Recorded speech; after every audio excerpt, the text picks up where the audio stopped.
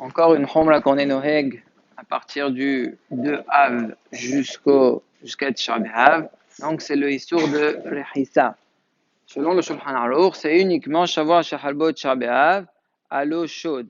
Cette année, il n'y a pas de Shavua Shehalbot Tisha B'Av, donc il n'y a que le jour de Tisha B'Av où ce sera Assour. Mais nous, comme on a l'habitude, tout ce qui est Shavua Shehalbot, on le commence à partir du 2 Av, donc ce sera noheg ce Issour-là. Donc on ne pourra plus se doucher tout le corps. Et nous, notre minhag, il est encore plus l'ahmir, il est comme le rama, que c'est même à l'eau froide.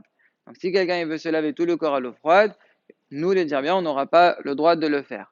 Par contre, si c'est simplement pana yada velarlav, ça veut dire c'est pas tout le corps, c'est mirot agouf, la tête, les mains, les pieds. Donc c'est une minorité du corps. À ce moment-là, on aura le droit à l'eau froide.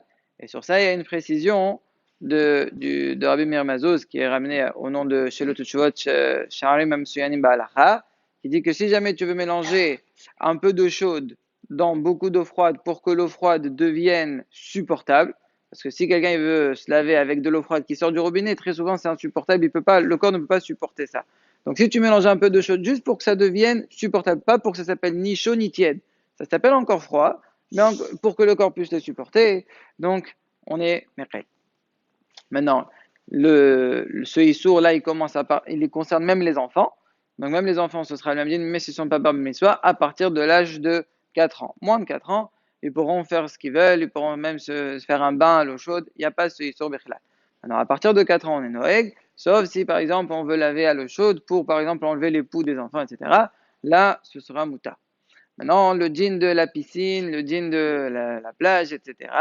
Donc, évidemment, je parle dans une piscine et plage qui n'est pas mélangée, qui n'est pas mixte, ça sinon c'est assourd toute l'année. Et dans ça, étant donné que l'eau est froide, ça reste moutard. Mais si jamais quelqu'un il ressent vraiment une grande simha, pour lui la plage c'est le kiff rêvé, à ce moment-là, on ne le fera pas pendant ces jours-là. Pourquoi? Parce qu'on dit Mishinichnas av memaratim besimha. Et lorsqu'on dit memaratim, les Mfashim ils ont expliqué que c'est pas memaratim, au lieu qu'il y ait beaucoup de joie, il y aura un petit peu de joie. Il n'y aura pas de joie du tout. C'est ça memaratim. Bichlal, il n'y a pas de simha. Donc, il va falloir qu'il s'en abstienne. C'est comme ça qu'on est Noël Gajarba. À partir de Rosh Hashanah, il n'y a plus personne qui va à la plage. Dernier point, le djinn de Gihus. Gihus, donc, ça veut dire le repassage. Quel est son djinn? Une femme, elle dit, voilà, je lave tout avant le 2 Av. Comme ça, maintenant, à partir du 2 Av jusqu'à Tcharbéa, de toute façon, presque tout est à sourd. Allez, on repasse tout. Comme ça, après, on a toutes les chemises qui sont bien repassées, etc. Moutar ou assour. La lacha, elle est que le Gihus, il a un djinn de Kibous. Repasser, c'est comme laver. Et donc, il va falloir qu'elle prenne ses précautions et qu'elle soit mégaïte bien avant. Voilà. Et schéma dans la